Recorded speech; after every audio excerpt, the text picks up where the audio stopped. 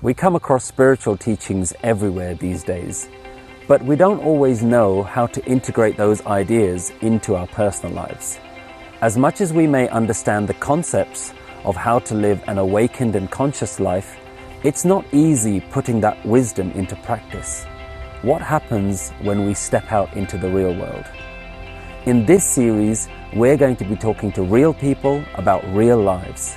We're going to meet some amazing individuals and learn how ordinary people can overcome extraordinary battles in their lives using the wisdom of oneness. Welcome to Life Talk.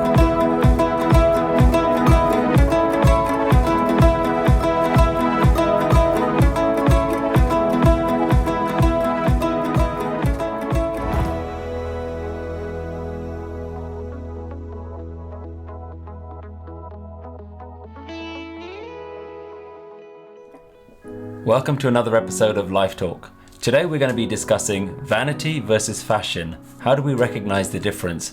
How do we reconcile the desire to want to fit into society, but also wanting to express ourselves in an individual way? Today we're joined by our special guest.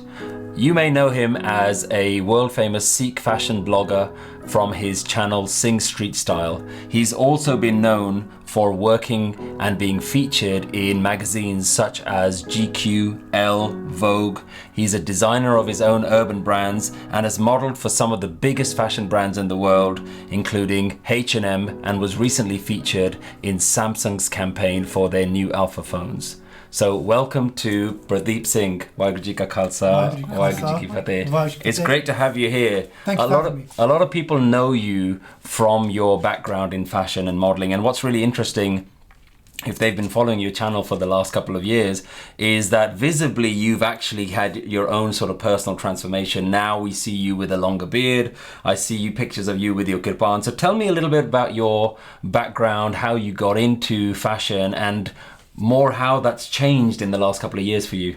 Yeah, sure. So in terms of how I started the blog, how I got into fashion, when I was at university, I was studying in central London, just near Oxford Street, the main flagship stores from all over the world, all the main brands.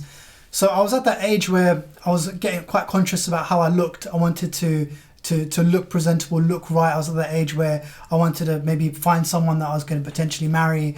So it was the right age where I was getting more into my looks, and I've got a background in photography, and I sort of merged the two together. So when I was looking for inspiration for my own outfits, I was looking at other fashion bloggers, and I quickly saw that there was no other Singhs out there with a fashion blog or being featured in these magazines and blogs. So I figured it would be like a cool little project, fun project that I know is going to get a little bit of hype, and I decided to put it together, and didn't realize it will be as big as it is. Do you think that in the last couple of years where your look has visibly changed, I know you've started growing your beard, do you think that's impacted your modeling career? Has that had an impact on how you're seen in the fashion world? Maybe, probably. I think so. I do think so to a certain degree. The thing is, I don't really care because I've sort of moved away from that. I've done the fashion thing, got the t-shirt, started selling my own t-shirts.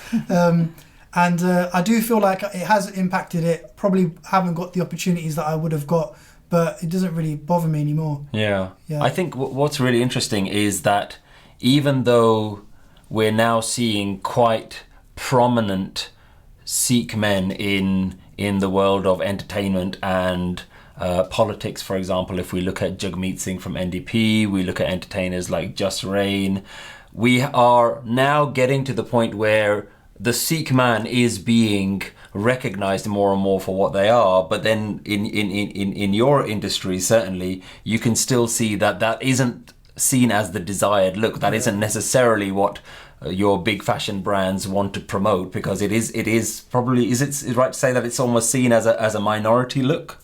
Yeah, definitely. I feel like when brands do take on board a Singh or any ethnic minority, all they're doing really is just filling that quota. They're ticking that box that, oh look, we've got a Singh, or we got an hijabi, or we got any sort of ethnic minority, just for the sake of filling it up, just to say that they're diverse, when really they don't care. They really don't. It's just ticking another box. That's all it is. That's all it has ever been. And I knew that that's all it ever was. And that's why even now they avoid a fully practicing Sikh and would tend to go for, like brands now would tend to go for Singhs that still cut their beards or have tattoos and things like that, because they feel like it's more edgy and it's still relatable. So it still appeals to a wider non-Sikh audience. Yeah. I think though the role that these Sikh celebrities have played is still quite important. I think it's quite important that in whatever shape or form you are seeing that Sikh male turbaned guy in the mainstream, because one of the things that we look at in the last maybe 15 years or so is certainly since 9/11, if the only appearance in mainstream media that you get is that turban beard on a brown man means something negative, then in whatever capacity you can see a Sikh male in the limelight, which is politics, entertainment, or whatever, I think it's quite important. And well, one of the things that I think about in India, for example, it's not a surprise or anything weird to see a man walking around with a turban. But certainly outside of India and in the Western countries that we live in, it is still quite strange to see that. What do you think about, is it still important that in some capacity the Sikh look or the Sikh man's look is still visible somehow in mainstream media, if nothing else just to make him look like normal people? Yeah, 100%. Even though I know that the score is that, again, these brands and big companies, corporations are just ticking a box. For us, it does mean a lot more. For us, it's normalizing that image, because growing up, I remember when I was a kid growing up, I would be watching TV and I'd watch like Shah Rukh Khan and all these, these Bollywood movies. You see Shah Rukh Khan running across the field, with Kajol, and I noticed straight away that he sort of looked like me, but not really. He had the same complexion, but he didn't have facial hair, so he didn't look like my dad. And then the first time that I saw someone look like me was September the 11th, and this person was like the most wanted man in the world. So for the first time that I was really aware of my image and how I looked was that. And it really definitely shaped the way my generation, and it probably shaped the Sikhs from all around the world from different generations, but particularly me, it really did hit me. So when I do see Singh out there, what it's doing is normalizing the image, and that's what we need. So even though they are getting Sikhs that might have cut beards and or don't really conventionally represent what a true Sikh is, it's still good, because what is a true Sikh? Because a lot of Sikhs don't even have turbans, and a lot of Sikhs do cut their beards, and and a lot of Sikhs do have beards and different shapes and colours of turbans. So anything and everything is good. Yeah. It's still a step in the right direction. It's still validating that whole look in mainstream culture, which otherwise that wouldn't happen. Yeah, I think it's really important that Sikhs are seen to just be normal people, which of course we know that we are normal people, and we have normal lives and go to jobs and have kids and have family lives. But when it's only one particular version of this image that's seen in the media, then it's so important that in whatever capacity, whether the Sikh man trims their beard or whatever, visually that there is this representation. If nothing else, just to make people aware that you might have one or two bad examples of that in society, but you can't put an entire community under the bus in that same way. Yeah, no, I agree. Even just recently, Sandeep Singh Dhaliwal, the officer in Texas that was killed. Yes.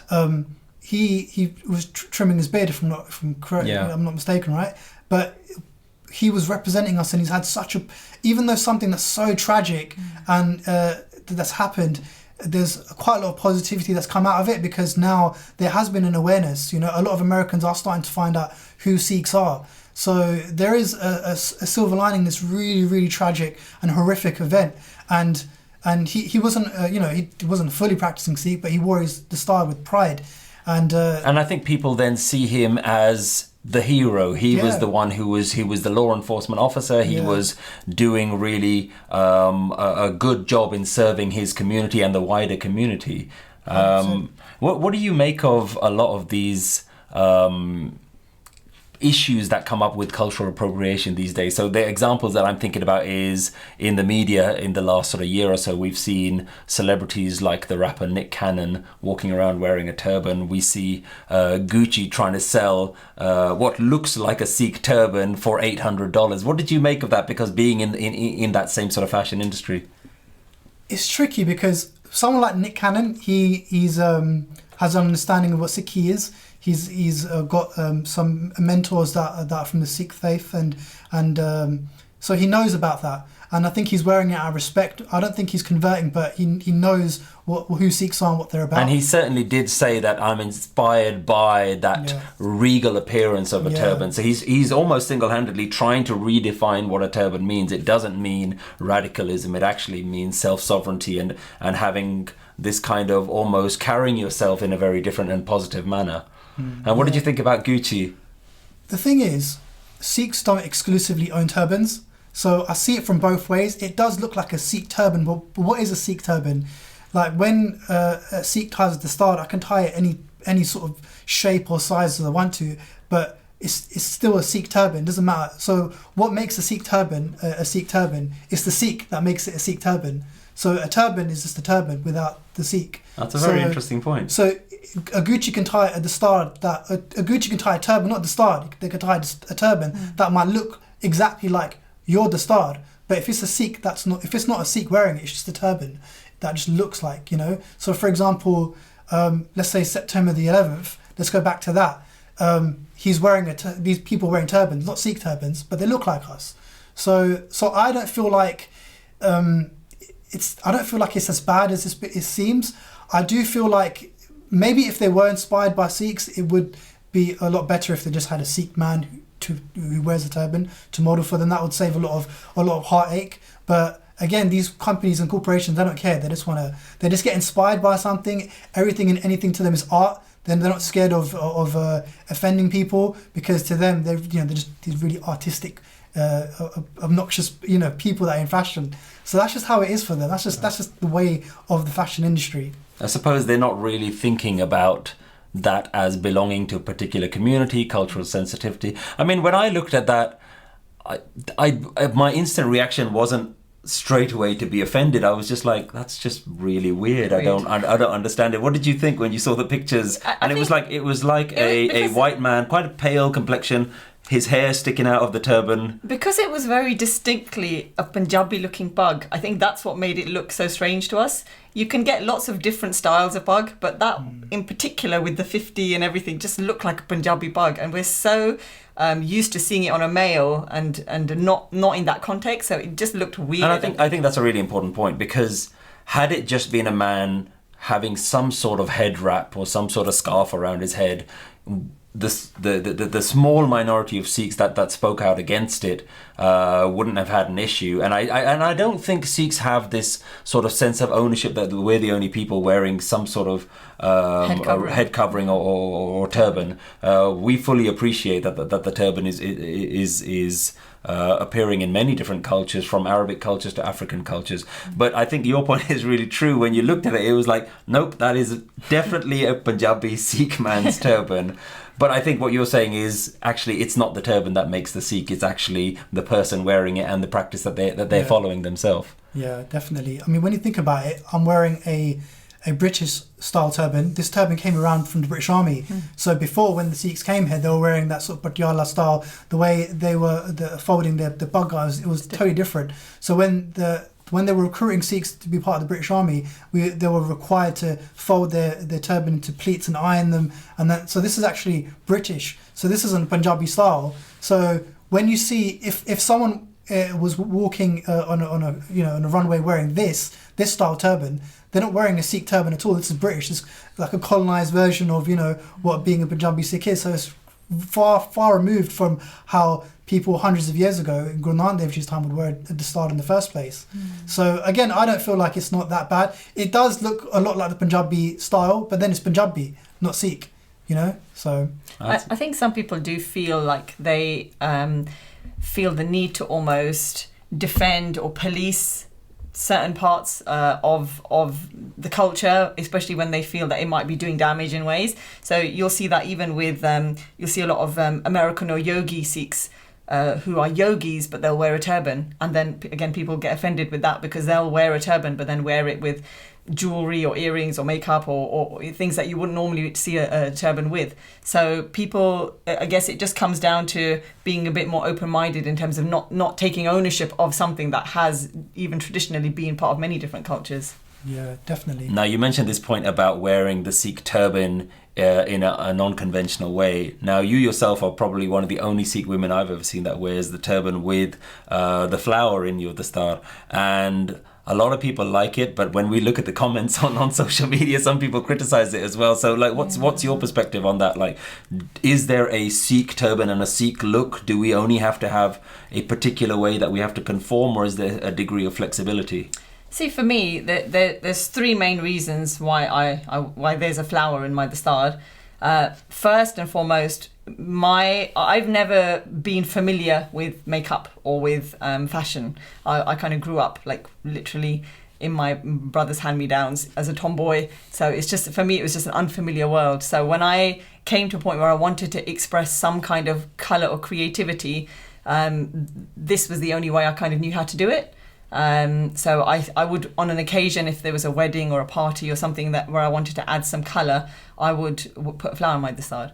And even that, actually saying it like that is not correct, because for me this is not actually me putting a flower in my Dastaar. This is the Guru's Dastaar, this is the Guru's Nishani, and rather than me decorating myself or my body, if I'm going to make an effort to decorate something, this is more worthy of decoration than anything else. So is the Guru's insignia or the Guru's Nishani that I want to glorify or decorate, rather than this body which the Guru reminds us again and again is going to perish and is futile. So do you see it as almost celebrating and taking a sense of pride in the fact that you're walking around representing the Guru's turban? So you're actually enjoying it, celebrating it, not shying away from it, not being afraid of it in any way, but you're saying, yes, I wear a turban and I want to celebrate that. Yeah, absolutely. Because if I'm going to celebrate it and decorate something, I would decorate everything and anything to do with the Guru and the Guru's wisdom and the Guru's Bani and the Guru's Dastaar and everything. Decorating myself is secondary, is not of importance to me. It's the Guru that is worthy of that glory. So that's the first main reason. The second reason for me is actually a reminder for me. This flower represents love, and it's a reminder for me to always be coming from a place of love and doing things from a place of love and being in a loving place. So everything that I do, every interaction, it's a reminder to me that I want to be doing things based on love, and the flower reminds me of that. And I fail with that every day. I still get frustrated and I get angry and so it's a work in progress, but it's for me, that's the main purpose for me, is that it represents that love to me. Another reason why there is a flower in my Dastaar is because I find actually wearing a Dastaar, wearing a turban, can feel quite masculine. And only when you wear a Dastaar you realise actually how important hair and how the hair flows around your hair and face adds to femininity. So again, I sometimes find that I'm not as approachable, or I feel it can come across quite stern or cold to wear Dastaar. So again, the flower just kind of, it breaks that for me. It's like a touch of femininity. And I think a lot of people have even approached you just because of the flower in your turban, and it becomes an icebreaker and Absolutely. A conversation starter. I think that's been actually one of the nicest things I found over the years, because as I said, initially I used to wear it just on the odd occasion, but it's become just a part and parcel of my normal daily routine now. And I do find that it's a really good way to connect with people. It's a really nice way for people to have a reason to come up to me and actually make a comment, and then you might have a little smile or a laugh, and then you make a joke. So it's a really nice way to connect with other people, strangers even, people you've never met before. You made a really good point there about the turban sometimes coming across quite masculine, and I think that's one of the dangers of how the Sikhs tend to talk about themselves. We always seem to talk about ourselves from a very male-centric and even a Khalsa-centric perspective. So whenever we talk about Sikhs and fashion or the way the Sikh is supposed to look, you can't have that conversation without saying the words turban and beard. And I think that's a real shame, because not all Sikhs wear a turban, not all Sikhs are walking around with a full beard. Certainly not all women are wearing turbans. So we seem to always talk about Sikhs like it's a Sikh man's problem, but in reality, let's talk about fashion that applies to all Sikhs and really all people. And one of the things I'm really interested in is, what is the spiritual aspect and the impact of having this kind of fashionable desire within you? Is it a desire? Can you wear fashionable clothes? Can you be stylish and still have a spiritual outlook. Now, one of the things that we think about spirituality, one of the key concepts in most spiritual traditions is detachment and not having a sense of pride in your own body. So is there a conflict there between having a fashionable desire, fashionable look, and being spiritual? I think it's true that fashion does tend to ingrain more of a sense of self, and it kind of encourages more of an identification with your external form. And from my understanding, Gurbani actually does encourage the opposite of that. It reminds you that you're wasting this precious life if you're in pursuit and pride of wealth and beauty and splendor, and it reminds you again and again that abandoning this world of beauty and beautiful clothes, you will have to depart one day. So it's kind of reminding you that this is all temporary, and the more time and effort you're putting into that, it's futile almost. Kabir says your beauty shall vanish as the world watches. So if your investment is all in that, then that is not the truth. It's not the eternal of what is the main purpose of your being here. What do you think about that, Pardeep? How can you have a sense of style, a sense of fashion, take pride in the way you look, and also live that spiritual life of not having attachment to the body? It's tricky. I feel like it's a balancing act.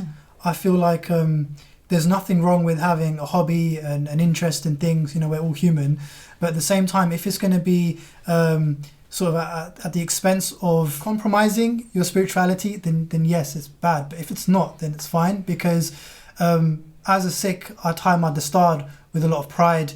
I look after my body in a sense that I shower, I brush my teeth, I wash my clothes. So I want to look presentable as well. These are just simple, basic things. But if there's an obsession, then I don't feel like that's the right path to go to, because there are people out there who are obsessed with designer brands, obsessed with looking immaculate all the time. But as long as you are aware and you look presentable and you're comfortable, and that's fine, really. I don't see like there's anything wrong with it if you're having fun with it as well. Again, we're all human, and obviously we have this spiritual aspect, but at the same time we are taught and told that we have to live in this world at the same time and work and be part of society, and with that comes that responsibility of contributing to society and not disturbing the society by looking horrible or smelling horrible. Being out of the place. I think that's a really interesting point, because if you look at the spiritual traditions that were around during Guru Nanak's time, there were people who would completely reject society. So they would not necessarily wear many clothes, not necessarily bathe on a regular basis. There was no issue for them to just look, what we would say, quite scruffy.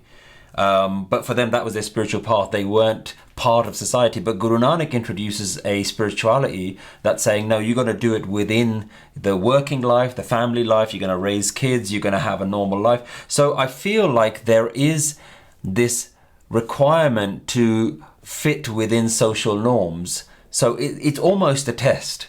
Can you actually fit within social norms and be spiritual? Because I think Guru Nanak was almost saying it's actually quite easy to go out and be spiritual just meditating in a mountain somewhere. Then you don't care how you look, or if you're kind of almost on a deserted island. But what about for normal people? We need to almost demonstrate what it's like to fit within society. And like you say, that means not being scruffy in the way you look, and having a certain kind of sense of how you want to present yourself. Now, the other point that you raised was that it is important for how you feel as well, and I think there's a really important thing here, because I know myself, sometimes when I'm getting ready quickly to go out and step out in the morning, maybe I'm going to drop the kids to school, I'm not going to be fully ready, like I'll just put like tracksuit bottoms or whatever, quickly t-shirt on just to get out of the house. And I've noticed within myself, when I dress like that, I don't even want to make eye contact with people. I don't necessarily want to strike up conversations with people. But then on other parts of the day where I'm fully ready and I look in the mirror and I think, okay, fine, I look presentable, I look good, I'm happy to go out, then I've noticed that I do feel a lot more confident, and I'm striking up conversations with people, and you don't feel self-conscious there. So there is this undeniable link with how you dress and your own sense of confidence. I think that's really important in really formative years as well. For children developing into adults, you're finding yourself, you're developing your own sense of self, you're exploring different ways of dressing, so in that whole aspect, it's really important actually to have other Sikhs or other people to look at, to not idolize, but to look up to and look in terms of how to dress, so that you can build a good sense of self, your self-esteem, your self-confidence, your belief in your ability, so all of those things come from actually nurturing that as well.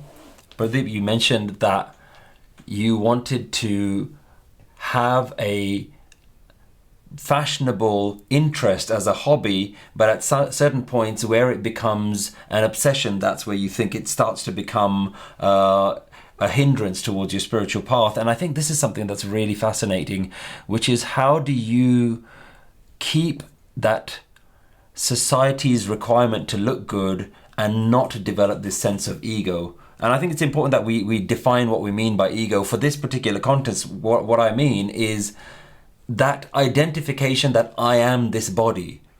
Because if we look at Gurbani, the whole focus of Gurbani is to say, you know what, this body is temporary. That's not who you really are. Who you really are is something far more deeper and connected. But it's so difficult. If you get up every morning, you look in the mirror and you think, I need to make that thing look better. And you spend all of this time and effort, whatever it is, we all do it to some degree. You make that effort so that you look in the mirror and you think, yep, that actually looks good. But then by doing that, you've already created this identification. I need to look good. So how do we balance that? I'm not sure that there is an answer to that. I think it's life is always going to be a balancing act, and the balance that I see there is that you wake up, you put on your uniform, you look the part, and then once you know you're ready, you forget about it, and then you just go on your day, and that's it. That's just the way that I see it. That's a really good point. So you're not then spending your whole time checking in the mirror, the whole time thinking, do I look good, do I look good? Actually, what you're saying is the bare minimum, you're going to make yourself presentable, and then not necessarily think about it for the rest of the day. Is that how you've kind of lived it as well? Because a lot of people would think from your past that this guy was into fashion and he looks good all the time, he looks presentable all the time, he's probably obsessing about it all the time. But what you're saying is no, that's not necessarily the case. Yeah, I feel like with fashion, it's also another form of art and self-expression. So again, it does relate to that idea of ego and self, but at the same time, again, we're told that we got to fit into society, and we're told we got to live in this world. And I don't feel like we have to eradicate our ego. I feel like we just have to control it. That's what I feel like. All these vices that we have, I don't feel like we can eradicate. We just have to just keep everything within balance. That's just the way that I live life. I think that raises an interesting point. Are you ever going to have a point where the mind doesn't identify with the body? And probably most cases, no matter how spiritual, no matter how much of the Guru's wisdom you practice, you are going to wake up every morning and the mind is going to make this connection that I am this body. But it's only through regular exposure to the Guru's wisdom, through the message that's coming through in Gurbani that's saying, yes, your mind thinks that it affiliates with the body, but there's something more. And I think that balancing act is a really key thing here. As long as you're going to live within society, you are going to always be trying to balance between, I feel like I am this body, but then the Guru reminds me I'm not this body. What do you think? I think you hit the nail on the head when you said it is a balancing act, and it's all about moderation. If you're spending 3 hours every morning, then you know there's something wrong. And I think the other thing to think about is asking yourself the question, what is driving me to do something in particular? What is the driving force that is causing my desire to look a particular way or to dress a particular way? Is it based on a lack of some sort? Is it based on a fear? Is it based on wanting acceptance from people? Is it wanting comments? Is it wanting praise? Is there something unfulfilled that is needing that to be fulfilled? Or is it, as you said, an expression of creativity? Is it coming from an abundance of something within you and it's just expressing that? So it depends where it's coming from as well. Is there an element of fashion being self-expression regardless of what other people think, that you just want to do it for yourself? I think so, definitely. For me, I felt like it was, not only was it self-expression, but when I was getting into fashion and there was a lot of success, at the same time I did feel like there was a lot of, I've got to look a certain part. How do I look compared to everyone else? There was that sense of ego, but I think throughout the times and throughout the years, I've just sort of I just stopped caring, and I think that sort of helped with my spiritual progression. And when you stop caring about what other people think, that's the key thing. If you're out there and you're trying to dress a certain way because you care what other people think, and you want to impress them or you want to look better than them, then yeah, that's coming from the wrong place. But if you're coming from a place where, look, this is just how I am, this is who I am, I put on these clothes and that's it, go about my day. Because again, like, you're just looking after yourself, really, because it's the same as having a shower. You want to be clean, you want to have a shower. Like, it's wrong to... It's an extension of that, just actually self-preservation in a way that like, just going to look after yourself. So you're going to wear nice clothes and clean clothes. Like, should I not wash my Dastaar? Should I not keep it clean? Should I not, tie it with pride and respect? Should I, when I'm done with my Dastaar, should I just throw it on the floor and just leave it because it's just cloth at the end of the day? But is it really? It's the balancing act of, yes, it is cloth at the end of the day, and we're all dirt at the end of the day. Everything, this whole existence of the universe is just made up of the same atoms and particles. But at the same time, we've got to live in society whilst, like you said, practicing that spiritual aspect and trying to connect. I think this is starting to go into one of the areas that fascinates me, is what is the mindset behind all of these things. And you kind of talked about some of those points there, which is, what is the purpose of fashion itself? And really at that point, it all depends down to the individual, because and I think because that's where people need to start asking their own questions for themselves. I can imagine that a lot of people want to dress well for a sense of confidence out of making other people think they look good. And what's really interesting about that is, if you're dressing well, what does dressing well mean? A lot of the times, I think unconsciously people don't realize that dressing well means I want the people who see me to have a positive reaction in their head. So what you're doing is you're changing who you are to have an impact in how somebody else perceives you, and you won't know how they think. So it's your perception of their perception. And that's where it starts becoming really interesting. So are you doing it for adoration from other people? Are you doing it? And this isn't like something that we can say you should or you shouldn't. That's kind of where you need to start judging for yourself. It's not for anyone else to judge. Yeah, it's for you to kind of question that in yourself and know where you're coming from. But what's really interesting is, if we look at the wider, almost the psychology of fashion itself, what are the brands doing? A lot of the time, if the brands are trying to push a particular look, it's only because they want to create a sense of insecurity in you. And that's where I think it starts becoming really interesting, because why aren't we wearing the same clothes that we were wearing 10 years ago? Let's say they're in perfect condition and we have those clothes lying in our cupboards. We're not wearing them because we have actually now been told that way of looking, which was fine 10 years ago, is no longer good enough now. So what's happening there is, if you think about the fashion brands, they are constantly telling you how to look. And by telling you and bombarding you with advertising, with celebrity endorsement, with billboards and all those things, they're telling you how you look today is no longer good enough. We think you need to now start looking like this. And what that does for the individual is that they're actually actively creating an insecurity in you. They're creating a dukh, a suffering inside you that says, oh, I thought these clothes were good, but now they're not good enough. And for me, that's a really interesting point where, and it's not a blame or a judgment on the fashion industry, it's really for you to start reflecting, am I now doing this just because I feel insecure about my perfectly good clothes? And I feel like I need to go into this. What do you make of that? What do you think? I feel like definitely we are, to a certain degree, slaves to these big corporations, and it's very difficult to not get brainwashed and to get influenced. It's just influence, really. Everything in life is going to influence us in a certain degree, whether it be where you live, the temperature of where you live, the food and the water. Every little thing, every little nuance is going to have some sort of effect on you.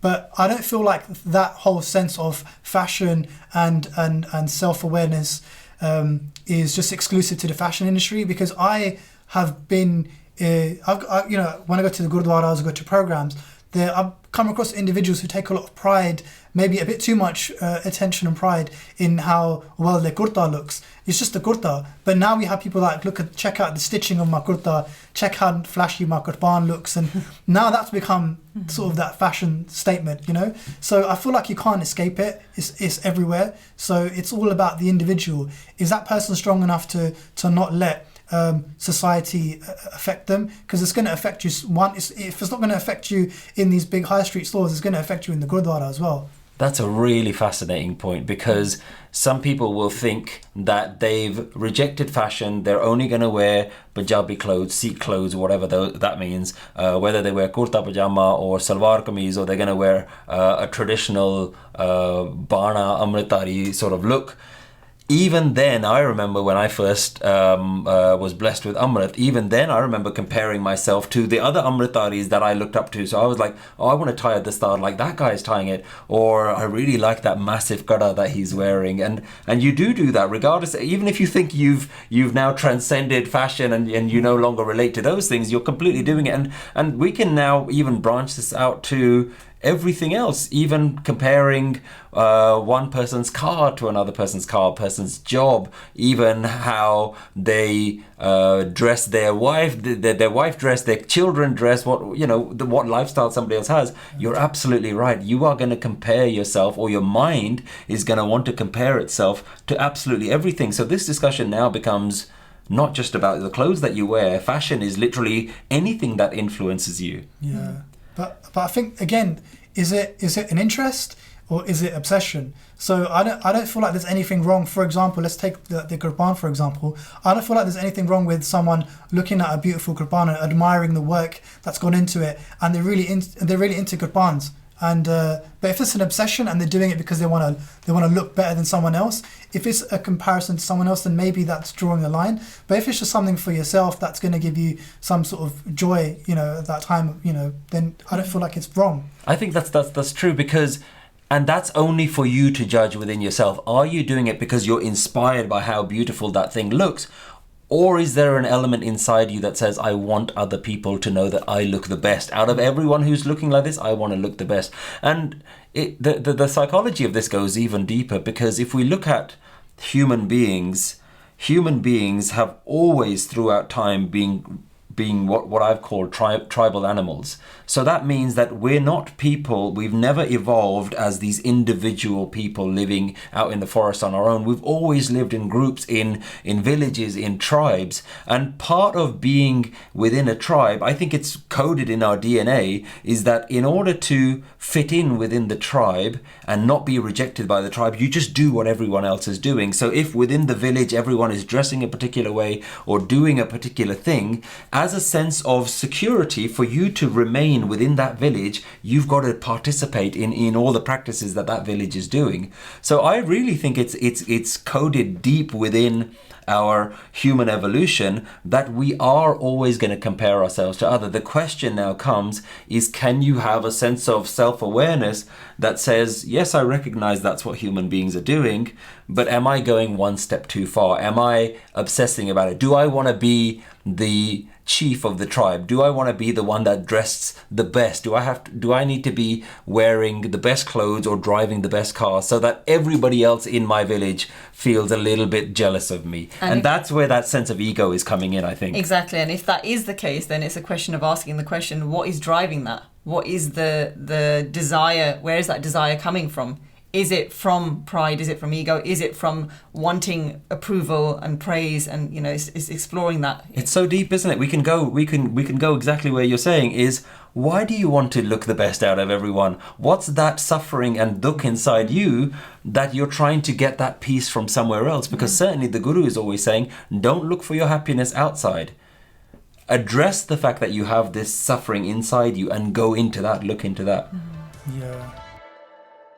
I think this is a really good point to actually look at what Gurbani says as well. Because within the Life Talk show, we always try and take one Shabad to see, does the Guru give us any guidance on what the Sikh Gurmat way of thinking about fashion is. And we've come across a really interesting shabad.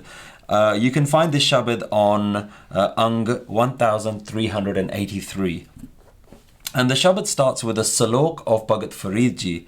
And it says, Farida Pad Patola Taj Kari Kambaladi Pehreo Jinni Vesi Shaw Mile Sei Ves Kareo. So Bhagat Farid ji is a mystic, is a spiritual person. And in a lot of his Bani, he's talking about the futility of life. He's talking about life is wasting away. I'm growing old. My body is growing weak. And in that same sense of almost desperation, in this Shabad, I believe Faridji is saying that I'm willing to do anything to find God, like even if that means that I'm going to no longer wear my fashionable clothes. If that pleases God, that I'm no longer going to wear any nice clothes, my fine clothes. I'm going to rip them all to shreds, and I'm willing to just wear a dirty, rough blanket if that will help me meet God. And what's really interesting in Gurbani, in this particular Shabad, you see something that you see very rarely in Gurbani, is that the Gurus sometimes have put in the Bhagat's Bani, but then they've actually counteracted that. They've actually said, that's one way of thinking, but the Gurmat way of thinking is this. So we see the next line, Guru Amar Das Ji, the third Guru, actually responds to Faridji, and he says something interesting. He questions him. He says, Kai Patola Pardati Kambali Pehre. Why are you going to tear your fine clothes? Why are you going to wear a rough blanket? Nanak karhi baithya shaw mile je niyat ras kare. Why are you going to think that your external is going to somehow help you find God? Go deep within yourself. That which you're looking for, that divine, that spirituality, karhi baithya, it's sitting within you. So you need to go within yourself, but you need to have the right mindset to go internal. So the Guru is now answering a question that even today, certainly amongst the Sikhs, we have this constant debate. Are Sikhs allowed to wear Western clothing? Or is the Guru saying that you only need to wear the Sikh attire? And certainly there are people that are saying, nope, you need to completely abandon Western clothing. You need to abandon all sorts of modern culture, and you only need to wear very traditional Sikh attire. But the Guru is saying here, no, it's got nothing to do with the external clothing, because no matter what changes you make externally, you've forgotten that what you're looking for is internal. So Guruji asked this open question, why are you going to get rid of your fashionable nice clothes, and why are you going to go wear rough clothes when what you are looking for is inside you? So this now just changes the whole thing, and it kind of goes back to what we've been saying all along. It really doesn't matter what you're wearing. What matters is the reason why you're wearing. Are you looking for external validation, or are you doing it from a sense of just a stillness and a grounding within yourself? Yeah, from my understanding from that Bani, well, what I've taken from it is that, so instead of taking away all these clothes and expecting to find God, I feel like what Guruji is telling us is, if you try and find God within, the consequence of that when you have found God is that you will stop caring about the things from the outside. So instead of you stripping away your clothes to find God, when you find God from within, you won't feel the need to have these fancy clothes in the first place. And I felt that sort of hit me, because I felt like that's what happened to me. So I used to obsess over my beard, and I used to spend maybe like an hour or 2 hours like shaping my beard up, making sure it looks perfect. And then I didn't grow my beard, and then that helped me get into Sikhi. It wasn't that, it was the opposite. I was just doing my Simran, and I was trying to find God myself. And then in that journey, I sort of stopped caring about my beard. And it's just there, it just grows on my face. So me growing my hair, it wasn't actually about me trying to even fit in. It wasn't even about me trying to respect something that God gave me. It wasn't even about my identity as a Sikh. It was just that I just stopped caring, and I've stopped obsessing. So that's what I've taken away from that piece of Bani. What did you think about that Shabad? And when you do nothing, the beard just grows, isn't it? So there's nothing for you to do. Faridji is always, there's a really deep kind of longing and despair in the way that Faridji is kind of calling to say, like, my life is coming to an end, and I want to find this beloved.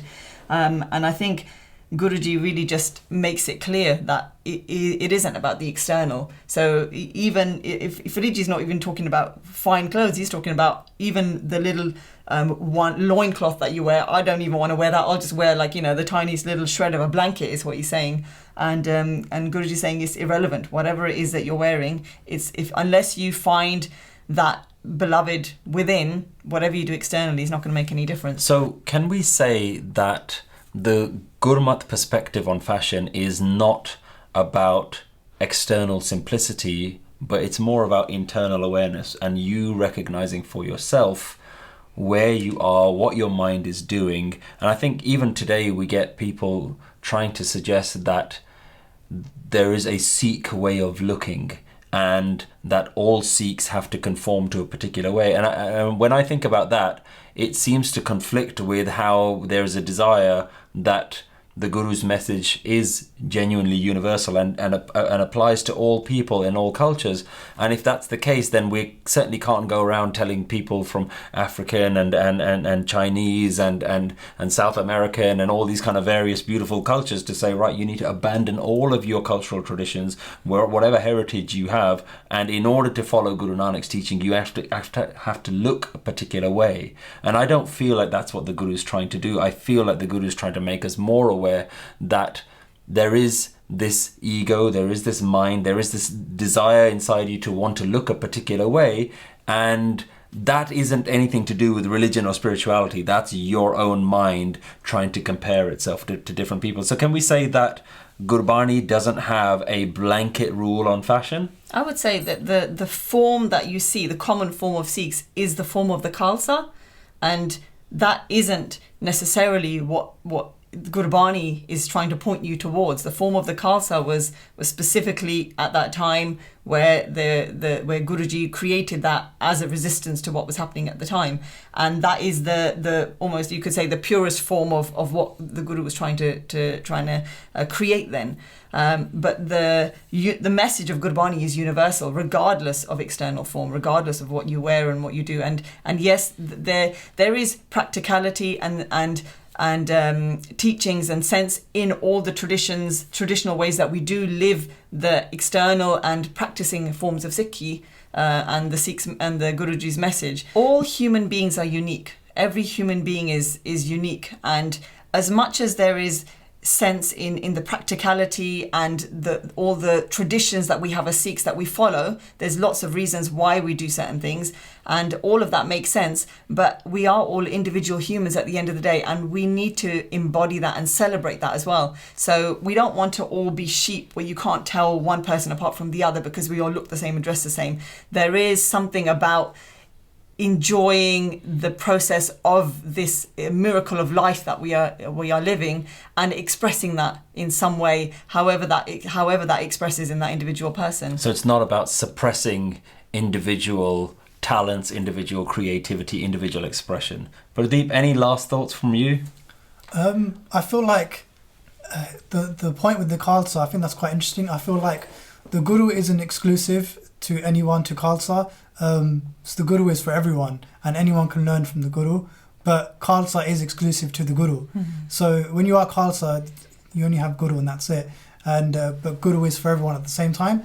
So saying that, it's still a balancing act as well. I feel like all the answers are in Gurbani, and when you do your Simran, because from my understanding, when I'm reading Gurbani, Bani's telling me all these amazing things, but they're always repeating to me, Simran, do your Simran, just meditate. Mm. So that's the key for me. That's the I've taken, and I feel like the more I do Simran, the more answers I get. So the more I feel like you just find the answers inside. That's my last thought. Brilliant. Pardeep, I really want to thank you for being on the show today, and to thank you for being a Sikh role model out there, for being visible in pushing your Sikh identity, pushing the Sikh view onto the mainstream. And I think that it's undoubtable that there's going to be a lot of people that have been inspired by the work that you do. So I really want to thank you for appearing on the show. And thank you to everybody who's watching.